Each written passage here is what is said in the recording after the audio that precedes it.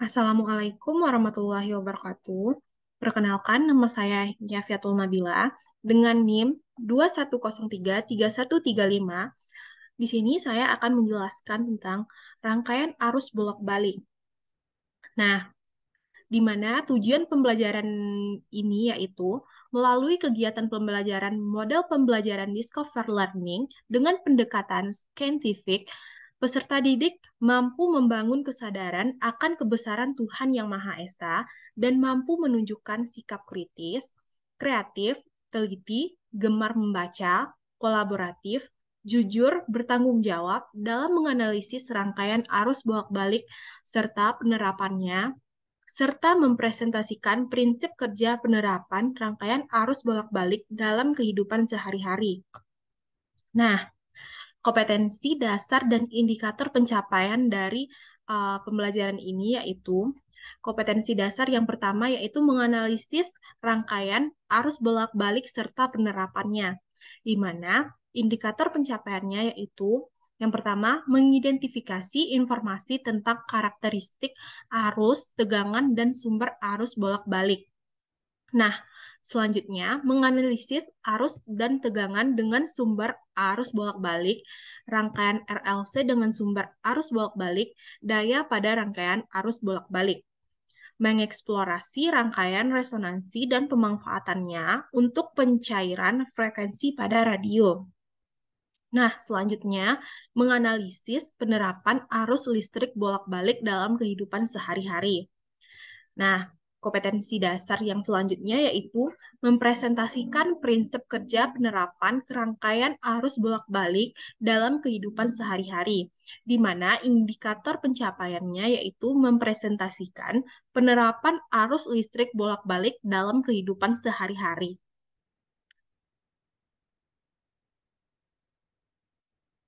Nah, selanjutnya materi arus bolak-balik.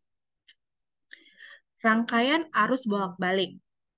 Rangkaian arus bolak-balik adalah rangkaian yang menggunakan arus bolak-balik. Arus bolak-balik adalah arus listrik yang arah dan besarannya selalu berubah secara periodik. Rangkaian arus bolak-balik memiliki hambatan yang disebut sebagai impedansi. Impedansi biasa dinyatakan sebagai Z dengan satuan ohm. Di dalam impedansi terdapat hambatan murni atau resistor, hambatan induktif oleh induktor, dan hambatan kapasitif oleh kapasitor. Nah, selanjutnya nilai efektif dan nilai maksimum.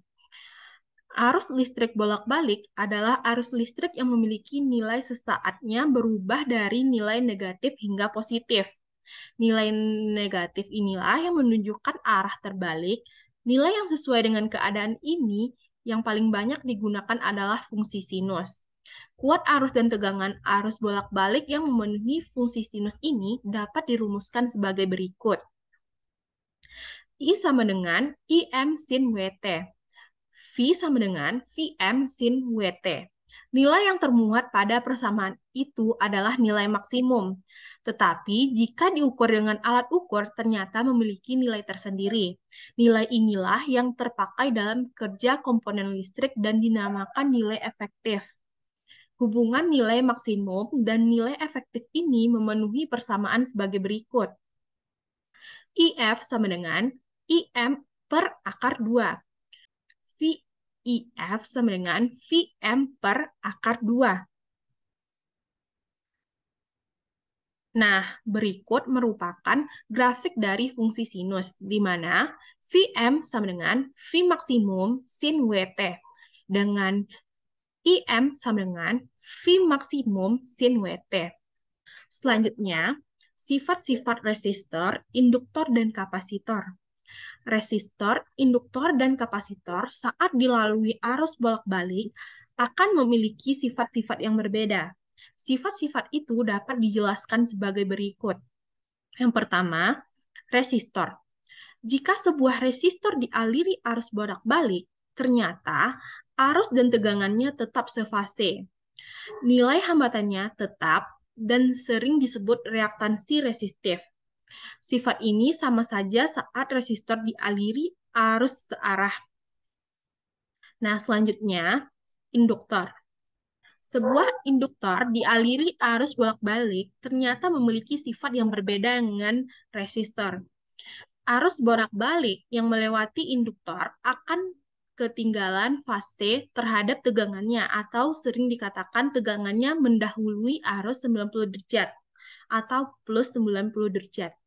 Jika induktor dihubungkan arus searah memiliki hambatan yang hampir nol. Ternyata saat dialiri arus AC akan timbul hambatan yang dinamakan reaktansi induktif. Besarnya memenuhi persamaan berikut. XL sama dengan WL, dengan XL sama dengan reaktansi induktif. W sama dengan frekuensi sudut, dan L sama dengan induktansi induktor. Nah, selanjutnya yaitu kapasitor. Ternyata, kapasitor yang dialiri arus bolak-balik ternyata juga memiliki sifat yang berbeda dengan resistor dan induktor. Arus bolak-balik yang melewati induktor akan mendahului fase 90 derajat terhadap tegangannya, atau sering dikatakan tegangannya ketinggalan arus 90 derajat. Jika kapasitor dihubungkan arus searah memiliki hambatan tak hingga. Ternyata saat dialiri arus AC akan timbul hambatan yang dinamakan reaktansi kapasitif. Besarnya memenuhi persamaan berikut. XC sama dengan 1 per WC. Dengan XC sama dengan reaktansi kapasitif, W sama dengan frekuensi sudut, dan C sebagai kapasitas kapasitor. Nah, berikut merupakan gambar rangkaian dari resistor, induktor, dan kapasitor. Rangkaian RLC seri. Sifat rangkaian RLC seri adalah arus yang melintas RLC akan sama di sini berarti nilainya sama dan fasenya juga sama. Sedangkan untuk tegangannya berbeda yang berarti berbeda fase dan nilainya. Perhatikan rangkaian RLC seri pada gambar berikut ini. Nah, jika pada rangkaian dialiri arus bolak-balik, maka arus dan tegangan tiap-tiap komponennya dapat ditulis sebagai berikut. Ingat sifat tiap komponennya. I sama dengan IM sin WT, VR sama dengan VR M sin WT, VM sama dengan VL M sin WT plus 90 derajat, dan VC sama dengan VC M sin WT, VT kurang 90 derajat.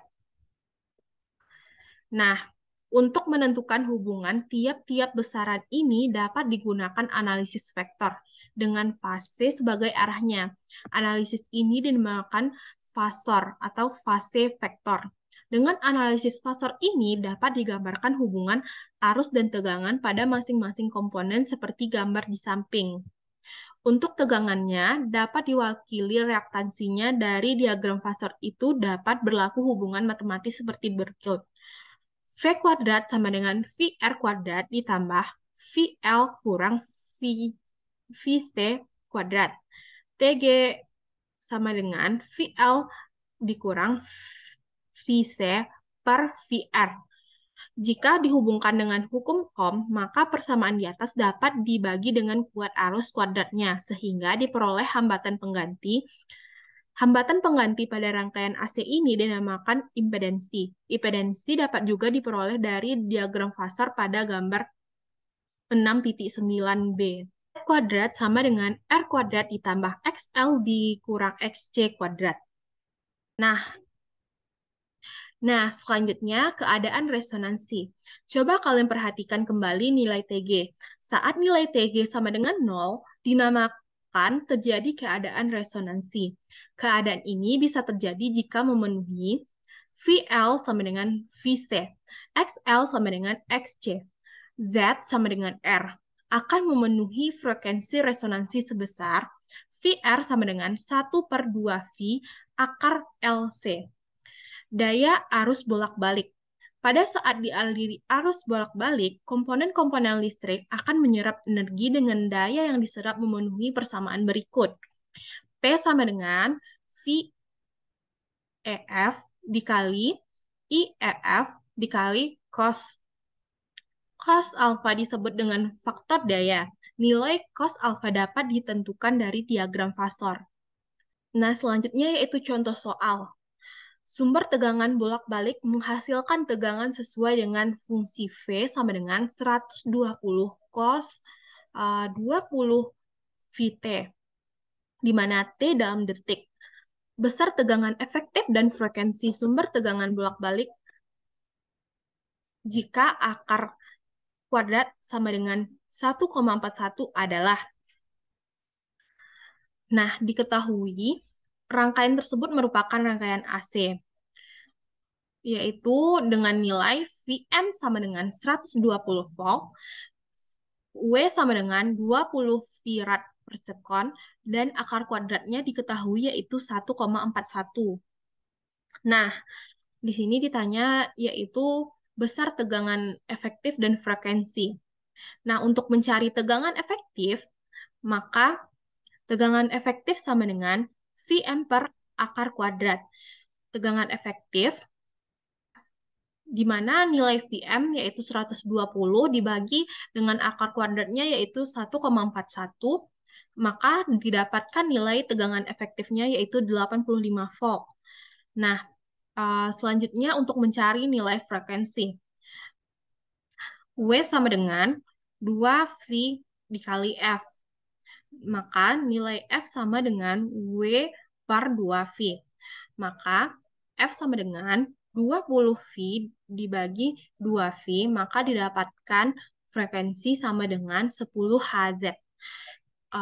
Jadi nilai tegangan efektif dan frekuensinya adalah 85 volt dan 10 Hz. Maka jawabannya yaitu A. Nah, jika seluruh kebencianmu bisa diubah menjadi arus listrik, maka ia akan menerangi seluruh dunia. Nah, sekian penyampaian materi rangkaian arus bolak-balik dari saya. Terima kasih. Assalamualaikum warahmatullahi wabarakatuh.